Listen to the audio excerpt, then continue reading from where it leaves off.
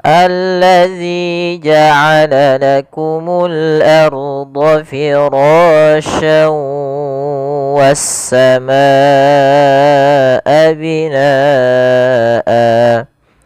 Pada bacaan alladzi, pada lafal al di sini ada alif lam, yaitu alif lam syamsiyah, yang mana alif lam ini alif lam yang kita tulis al bertemu dengan huruf lam selanjutnya, maka di sini langsung dijadikan seperti ini alladzi. Maka ini kita namakan dengan alif lam syamsiyah, alif yang ditulis tapi tidak dibaca. Kemudian pada lafal zi, hati-hati dalam melafalkan huruf zal. Hati-hati dalam melafalkan huruf zal. Yang mana huruf zal ini makhrajnya adalah ujung lidah kita, ujung lidah. Ya, kita ujung lidah bertemu dengan gigi sari atas. Jadi za, zi, zu. Hati-hati jangan sampai terbaca dengan huruf zai, misalnya allazi. Ya, karena di sini bukan huruf zai. Kemudian pada lafaz zi, di sini ada huruf ya sukun didahului dengan huruf kasrah, maka hukum tajwidnya kita namakan dengan mad tabi'i. Panjangnya adalah 2 harakat untuk zi. Ja'ala lakumul arda. Pada lafal ja'a, di sini jangan sampai ja'ala, jangan sampai dibaca dengan hamzah. Kemudian lakumul arda. Di sini ada alif lam lagi. Alif lam, tapi di sini alif lamnya kita namakan dengan alif lam qamariyah. Yaitu alif lam yang dia ditulis ya dan juga dibaca lamnya. Maka di sini al, maka lakumul arda kemudian pelafal arda di sini ra-nya kita baca dengan tafkhim, ra tafkhim. Apa itu ra tafkhim? Ra tafkhim yaitu ra tebal. Untuk ra sendiri memiliki ada 14 cara baca yang berkenaan dengan huruf ra ini sendiri. Tapi terbagi 2 nanti secara umumnya, yaitu ra tafkhim dan ra tarqiq. Ra yang dibaca tebal atau yang ra dibaca kecil, atau nanti ada yang jawazu al bainahum. Jawazu bainahum atau boleh keduanya. Maka di sini apabila ada huruf ra sukun didahului dengan harakat fathah, maka dia tebal ra-nya. Arda. Kemudian pada lafal firasha, kemudian ra-nya juga yang kemudian pada lafal firasha dibaca tebal ra-nya karena dia ra yang berharakat fathah. Pada ra sendiri di sini ada hukum tajwid berupa mad tabi'i, yaitu kita panjangkan 2 harakat untuk ra-nya karena dia adanya fathah bertemu dengan alif. Kemudian firasha was-samaa. Kemudian pada lafal san di sini bertemu dengan waw, maka kita namakan dengan idgham bi gunnah. Yaitu cara membacanya adalah memasukkan huruf tanwin pada lafal syan ke huruf waw, kemudian digunnahkan, ditahan. Karena idgham bi gunnah artinya memasukkan disertai dengan gunnah. Maka firasha wa sambil ditahan di lafal syawwanya karena dia ada gunnahnya. Kemudian was-samaa. Pada lafal was-sama di sini ada alif lam syamsiyah kembali, yaitu alif lam yang ditulis tapi tidak terbaca lamnya, sehingga langsung ke huruf sin yang berharakat tasdid. Was-samaa. Di sini pada lafal maa ada hukum tajwid berupa mad wajib muttasil. Apa itu mad wajib muttasil? Mad wajib muttasil yaitu mad yang terjadi apabila adanya huruf hamzah datang setelah huruf mad, maka biasanya ada tanda seperti tanda pedang kecil menandakan kalau dia ada hamzah, maka dinamakan dengan mad wajib muttasil bila hamzahnya berada dalam satu kata. Ini as-sama satu kata, maka dinamakan dengan mad wajib muttasil. Muttasil bersambung. Artinya, maka bersambung apanya? Bersambung hamzahnya dalam satu kata. Maka panjangnya untuk mad wajib muttasil yaitu 4 harokat dalam riwayat Imam Syatibi atau 5 harokat dalam Imam Syatibi juga dalam pendapat lainnya. Wassamaa. Nah, kita ngambil yang 4 saja. Kemudian binaa.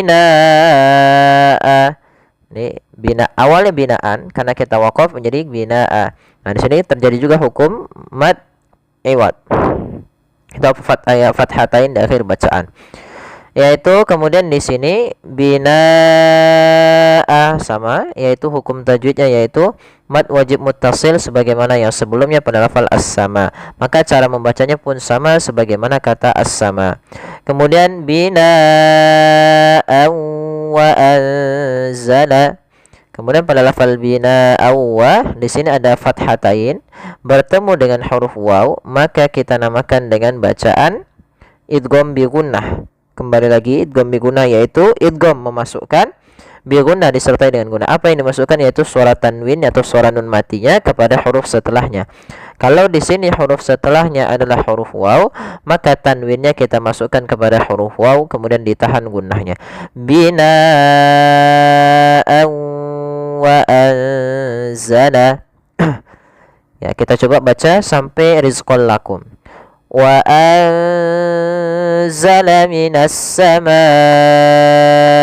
ma'an fa akhraja bihi minas samarati rizqan lakum. Pada lafal anzala di sini ada hukum bacaan berupa ikhfa. Apa itu ikhfa? Ikhfa yaitu secara bahasa dari kata akhfa yukhfi, menyembunyikan. Artinya kadang kita samarkan. Tapi secara istilah yaitu kita membaca antara bacaan izhar dan bacaan idgham.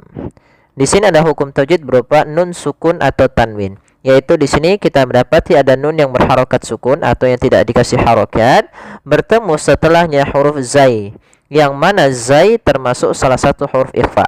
Maka cara membacanya itu kita samarkan nunnya kepada huruf zai. Bukan dibaca wa anzala, tapi juga bukan nggak bisa dimasukkan ke za wazzala, tidak bisa. Tapi dia disamarkan kepada huruf zai. Wa anza, langsung kepada makhraj daripada huruf zanya. Wa anzala, anzala. Nah, di sini juga posisi bagian hurufnya yaitu karena dia bersentuhan dengan huruf sin sama, maka dia kita samarkan kepada makhraj dengan yang sama dengan huruf zai dan huruf sin itu sendiri. Maka wa anza, seakan-akan kita langsung melafalkan huruf zainya.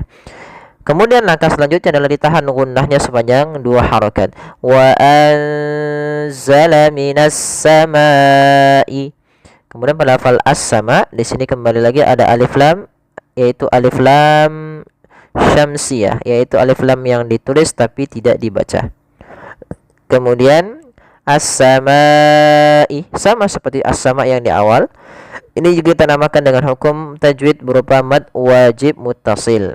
Apa itu mad wajib? Mad panjang, wajib muttasil bersambung. Tapi secara definisi yaitu apabila adanya huruf hamzah datang setelah huruf mad. Kalau di sini huruf madnya adalah alif dan hamzah tersebut pada satu kata, maka dinamakan dengan mad wajib muttasil. Panjangnya 4 harokat atau 5 harokat. Maka as-samai, seperti itu. Panjangkan dulu ma-nya. Nah, biasanya tandanya untuk mengetahui mad wajib itu atau dia mad jaiz, biasanya ada tanda seperti ini, yang artinya adanya hamzah setelahnya. Kemudian pada lafal ma'an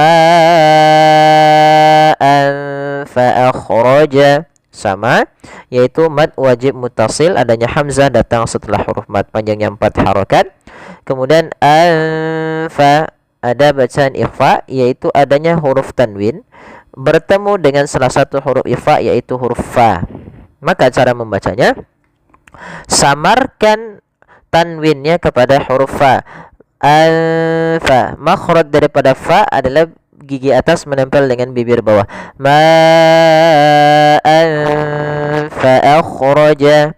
Kemudian fa jangan dibaca dengan pa, jangan ma'ang fa akhraja, jangan. Tapi dia ma'an fa akhraja. Kemudian fa akhraja bihi. Kemudian pada lafal hi di sini ada mad silah qasirah.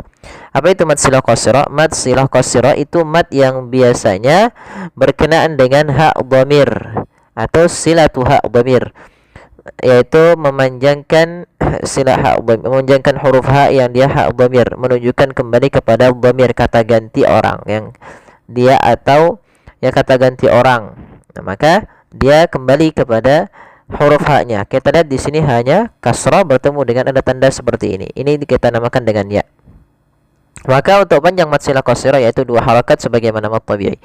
Fa akhraja bihi minas samarati. Kemudian pada lafal minas sa di sini ada alif lam syamsiah kembali. Alif lam syamsiah yaitu alif lam yang ditulis tapi tidak dibaca. Kemudian di sini ada lafal sa, ya, sa bukan sa, jangan dibaca minas samarati. Sering terjadi kesalahan yaitu membaca huruf sa dengan sin atau dengan huruf shin, misalnya minas samarati. Tidak, karena di sini bagaimana menyempurnakan daripada makhraj huruf sa, yaitu kita samakan dengan huruf zal, yaitu ujung lidah kita menempel dengan gigi sari atas. Maka fa za, nah, itu sama seperti huruf dha juga, tapi huruf dha lebih tebal. Maka di sini minas samarati. Kemudian pada lafal ra ada ra tafkhim, yaitu ra yang berharakat fathah, dan pada huruf ra sendiri juga ada bacaan mad tabi'i, yaitu adanya fathah bertemu dengan huruf alif. Ini alifnya. Ya. Kemudian rizqal lakum, Nah, untuk huruf za jangan dibaca dengan rizqal lakum dengan pantulan atau misalnya rizqal lakum, bukan, tapi dia alirkan daripada suara daripada huruf za. Tapi za juga memiliki sifat yaitu sifat jaharnya. Jahar apa? Jahar yaitu tertahannya nafas kita. Ya. Maaf ya, tertahannya nafas kita. Suara mengalir, nafas tertahan. Rizqal lakum. Kemudian pada lafal qal lakum di sini ada bacaan idgham bila gunnah, yaitu ditandai dengan adanya fathatain bertemu dengan huruf bila gunnah, yaitu huruf lam dan ra. Di sini ketemu dengan huruf lam. Maka cara membacanya yaitu tanwinnya masukkan langsung kepada huruf lam dan tidak ditahan. Maka bila gunnah artinya tidak ditahan. Dan idgham bila gunnah sendiri atau biasa dikenal juga dengan idgham ma'al gunnah naqis, yaitu dia naqis, idgham yang naqis. Idgham naqis, idgham kamil, yaitu diidghamkan secara keseluruhan suara tanwin atau nunnya kepada huruf lamnya. Rizqal lakum, ya, di sini bisa kita namakan juga idgham kamil, ya, idgham kamil. Kemudian kita lanjutkan lagi. Di sini ada tanda waqaf. Tapi kalau kita mau lanjut nanti jadi lakum fala. Di sini ada hukum tajwid berupa izhar syafawi. Izhar syafawi yaitu adanya mim mati bertemu dengan huruf hijaiyah atau seluruh huruf hijaiyah selain mim dan da. Karena di sini bertemu fa, maka dinamakan dengan izhar, suara mimnya tidak boleh ditahan. Kemudian fala taj'alu lillahi andadan wa antum ta'lamun. Kemudian pada lafal fa alirkan nafas, sifat hamsnya. La ada hukum tajwid berupa mad tabi'i yaitu fathah bertemu dengan alif. Taj'alu jim di sini yaitu huruf qalqalah. Huruf qalqalah. Apa itu qalqalah? Qalqalah artinya memantul. Maka jangan kita baca dengan bacaan taj'alu yang artinya dia tidak mantul. Maka harusnya jim harus mantul. Fala taj'alu. Kemudian pada pantulan huruf jim sendiri jangan sampai tambahan ada alifnya. Tambahan hamzah yang disukunkan, misalkan fala taj'alu. Ini tambahan hamzah. Harusnya tidak ditambah dengan hamzah. Hanya memantul saja. Fala taj'alu taj ya, taj'alu, fala taj'alu. Kemudian pada lafaz lu ada mad tabi'i lagi, ada dhammah bertemu waw sukun. Kemudian di sini ada alif yang ditandai dengan sifar mustadir dan warna abu-abu, artinya alifnya dianggap tidak ada. Karena di sini hanya alif menunjukkan kalau dia di dalam bahasan bahasa Arab menunjukkan jamak. Apa untuk membedakan jamak itu, membedakan jamak. Kata yang dia jamak. Kemudian lillahi. Ya, di sini khusus untuk fi'il biasanya. Lillahi. Pada lafal lillah di sini lam tipis. Kemudian sebelumnya ada mad tabi'i. Maaf, dia termasuk mad tabi'i pada lafal la-nya karena dia panjangnya 2 harakat. Kemudian andadan wa, pada lafal nun mad dia bertemu dal, yaitu adanya ikhfa, bacaan ikhfa hakiki. Nah, ikhfa hakiki di sini posisinya bagian akrab dengan huruf nun. Maka lafal nunnya kita samarkan ke dal. Karena di sini kita baca samar di antara izhar dan idgham. Maka suara nunnya samarkan ke da. Anda langsung ke da. Anda. Kemudian pada lafal da ada mad tabi'i, fathah bertemu alif. Kemudian dawa antum.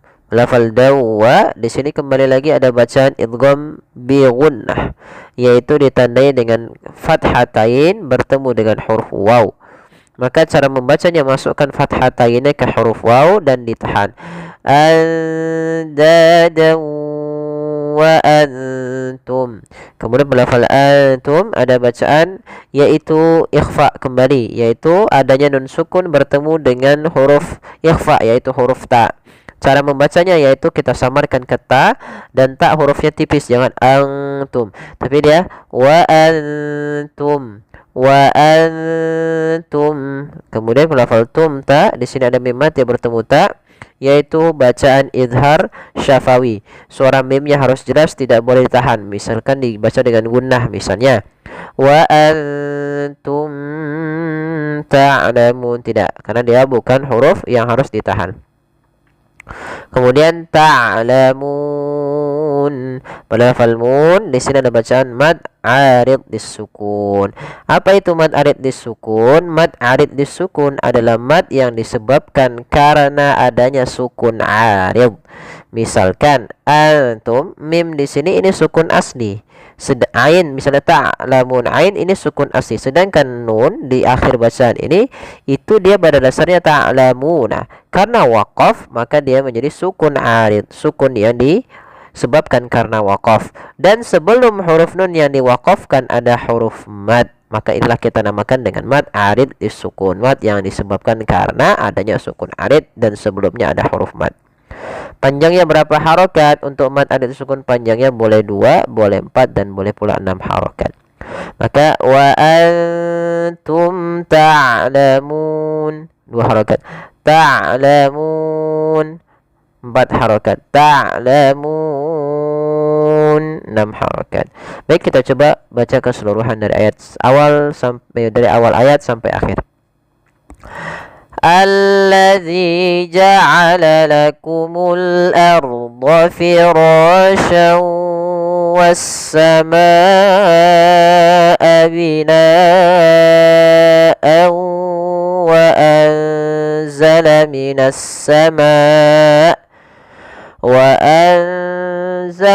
السماء ماء فأخرج به من الثمرات رزقا لكم فلا تجعلوا لله أندادا وأنتم تعلمون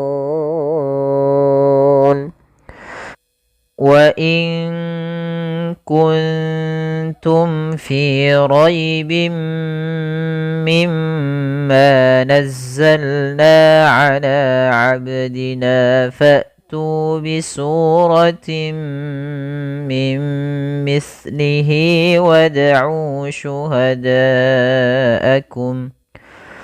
wad'u syuhada'akum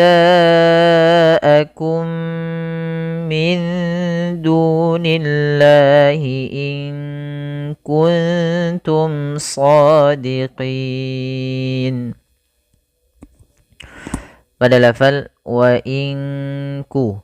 Ini di sini ada bacaan ikhfa yaitu adanya nun sukun bertemu dengan huruf kaf. Apabila ada nun mati bertemu dengan huruf kaf, maka kita namakan dengan bacaan ikhfa. Apa itu ikhfa? Ikhfa artinya yaitu berasal dari kata akhfa yukhfi, menyembunyikan. Sementara yang dimaksudkan di sini adalah kita membaca di antara bacaan izhar dan idgham. Kalau izhar itu nunnya dibaca jelas, wa in. Kalau idgham dimasukkan tidak bisa dibaca wa ikkuntum, maka ikhfa itu menyamarkan. Maka menyamarkannya langsung ke huruf kaf. Kalau kaf di belakang makhraj huruf kaf itu kan di pangkal lidah mendekati huruf qaf. Maka ka ki, maka wa inku langsung wa in kuntum. Maka sambil ditahan gunnahnya. Kemudian pada lafal kuntum sama, kita mendapati adanya nun sukun bertemu dengan huruf ta, yang mana tak termasuk huruf ikhfa, maka kita baca dengan bacaan ikhfa. Maka cara membacanya yaitu samarkan nunnya kepada huruf ta. Makhraj daripada ta yaitu ujung lidah kita menempel dengan gusi atas, maka wa in kuntum, ikhfanya ke kaf, wa in ku langsung kuntum. Kemudian pada lafal mim mati bertemu dengan fa itu ada bacaan namanya izhar syafawi. Izhar itu jelas, syafawi itu berkaitan dengan syafah kita, dengan bibir kita. Maka mim mati itu kan makhrajnya daripada bibir kita. Maka mim itu kan rapat ma. Maka di sini harus jelas suara mimnya, tidak boleh ditahan. Maka kuntum fi raibi langsung. Kemudian pada lafal fi ada kasrah pada lafal fi-nya bertemu dengan ya sukun, maka kita namakan dengan mad tabi'i. Panjangnya adalah panjang 2 harokat. Kemudian raibim mimma pada lafal raibi, pada lafal rai-nya di sini ada ra tafkhim, ra tebal, yaitu ra yang berharokat fathah. Kemudian ketemu dengan huruf ya sukun, maka di sini kita namakan dengan bacaan lin, bacaan yang lembut. Maka roi bim, kasrahkan dia ya, karena dia sempurnakan di huruf ya-nya. Kemudian pada lafal roi bim mimma, di sini ada kasratain, yaitu adanya 2 kasrah. Kenapa dinamakan kasratain? Karena dia 2 kasrah, atau kita kenal dengan tanwin. Tanwin itu apa? Tanwin itu nunun sakinah talhaqu akhiral ismi, yani lafzan la kitabatan. Yaitu secara lafaz saja, nun yang kita bunyikan an in un itu kan ada suara bunyi nun ya, maka dia roibin asalnya ketemu dengan mim, maka di sini kita masukkan kepada huruf mim karena di sini bacaan idgham bi gunnah. Idgham artinya memasukkan, bi gunnah disertai dengan gunnah. Yaitu langkahnya adalah memasukkan tanwinnya ke mim dan ditahan gunnahnya. Raibim mim, panjangkan dulu, tahan gunnahnya 2 harokat. Kemudian pada lafal mim ma ada bacaan gunnah, yaitu pada lafal mim yang bertasydid. Setiap kita mendapati mim yang bertasydid, maka kita namakan dengan bacaan gunnah. Panjangnya adalah ditahan 2 harokat, kemudian baru dilepas. Contoh mimma, bacaan gunnah ini terjadi 2 kondisi. Yang pertama nun bertasydid, yang kedua mim yang bertasydid. Kemudian pada lafal ma sendiri ada bacaan mad tabi'i, kurang sedikit dalam menambahkan panahnya. Ma 2 harakat, setelah ditahan mim ma menjangan ma-nya. Kemudian nazzalna mimma nazzalna, pada lafal na kembali lagi ada mad tabi'i, na 2 harakat. Ala la ala, Ya, pada lafal la di sini ada mad tabi'i lagi, yaitu fathah bertemu alif, panjangnya 2 harokat. Kemudian abdina, abdina. Ya, di sini ada bacaan qalqala. Qalqala artinya memantul. Kesalahan yang sering terjadi yaitu tidak memantulkan huruf qalqala. Contoh, ala abdina. Nah, ini kurang tepat atau salah. Yang kedua, yaitu dia menambahkan hamzah pada lafal qalqalahnya. Maka ala abdina, abdina, abdina jangan. Atau dia bahkan berhenti, misalnya abdina ini berhenti. Nah, akan tetapi dia tidak boleh berhenti. Bagaimana cara betulnya? Yaitu ala abdina, abdina. Ya, seperti itu. Kemudian pada lafal na ada mad tabi'i kembali, yaitu adanya fathah bertemu dengan alif, panjangnya 2 harokat. Kemudian fa'tu bi suratim mim mislihi atau mim mislih. Kemudian pada lafal fa'tu di sini ada huruf hamzah yang sukun. Maka cara membaca hamzah yang sukun jangan sampai diseret, misalnya fa'tu, fa'tu, harus jelas hamzahnya, jelas hamzahnya. Karena hamzah memiliki satu sifat jaharnya, yang kedua sifat syiddahnya, yang ketiga sifat istifalnya. Apa itu istifal? Apa itu syiddah? Apa itu jahar? Ya, istifal itu dia lidah di bawah saja, tidak tidak naik ke langit-langit. Sedangkan syiddah itu artinya tertahannya suara kita. Jahar tertahannya nafas. Maka ketika melafalkan hamzah fa tu, ya, nafas tertahan dan suara pun tertahan. Kemudian pelafal tu di sini ada mad tabi'i, yaitu ditandai dengan dhammah bertemu dengan huruf waw, panjangnya 2 harokat. Kemudian untuk alif di sini tidak kita anggap karena alifnya dia ada tanda sifar mustadir dan diwarnai dengan abu-abu, artinya dia dianggap tidak ada. Kemudian bisuratim pada lafal su ada mad tabi'i yaitu dhammah bertemu dengan huruf waw. Kemudian ro-nya tebal, bisuratim, ro tebal. Kemudian pada lafal tim mim kedua-duanya sama, yaitu idgham bi gunnah, yaitu adanya tanwin in-un atau an-in-un dan nun sukun.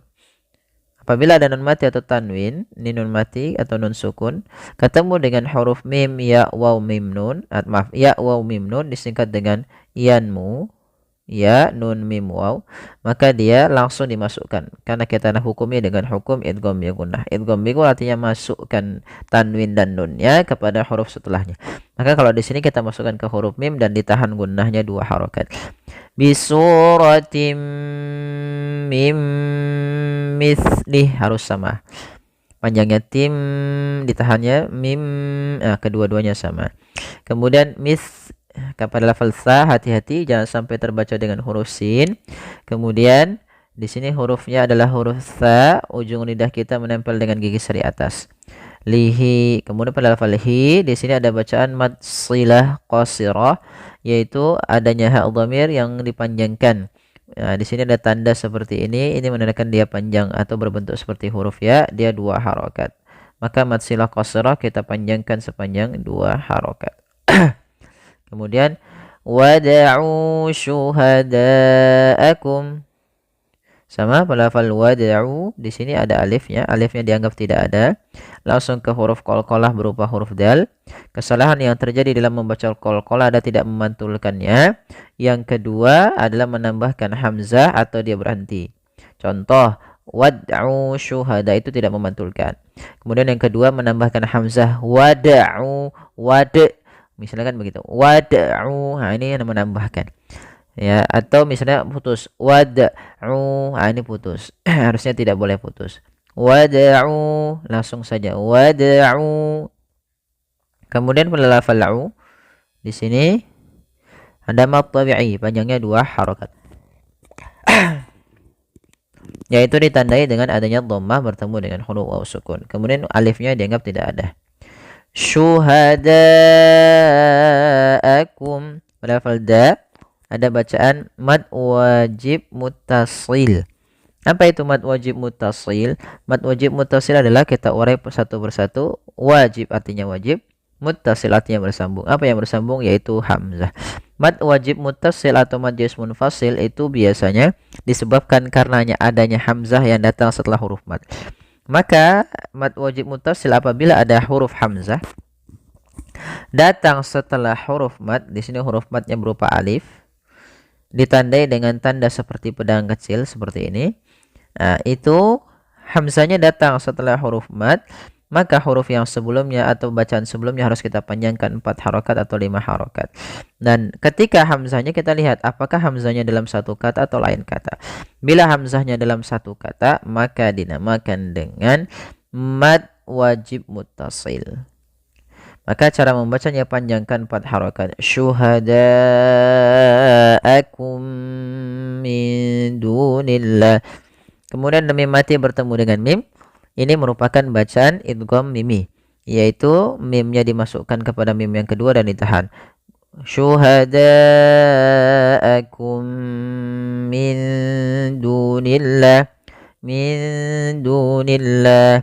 Kemudian pada lafal da, di sini nunnya disamarkan ke da, kita namakan dengan bacaan ikhfa. Min du, anda, indu, maka min dunillah. Kemudian pada lafal du ada mad tabi'i yaitu dhammah bertemu waw sukun. Kemudian nillahi pada lafal Allah ketika dia didahului dengan kasrah tidak boleh dibaca tebal lamnya.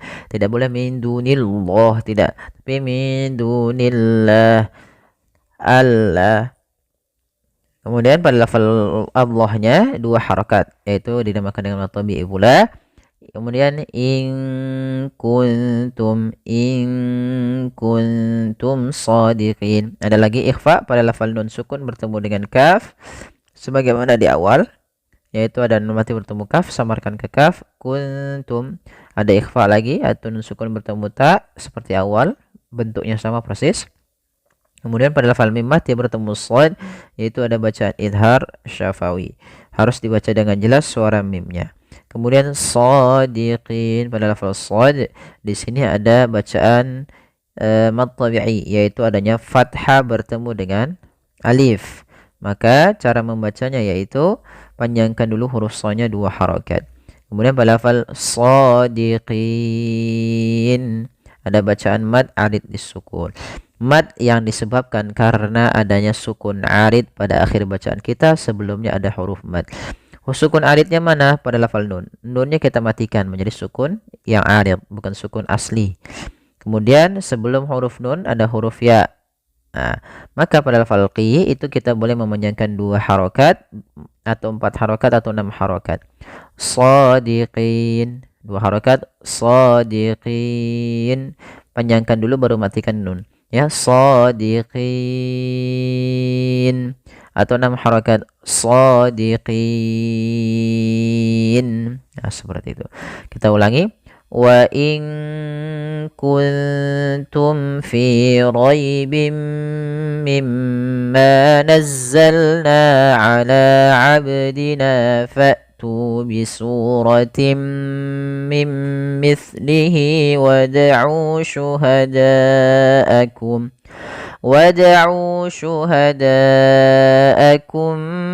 min dunillahi in kuntum shadiqin. Ya, semoga bermanfaat. Jazakumullahu khairan.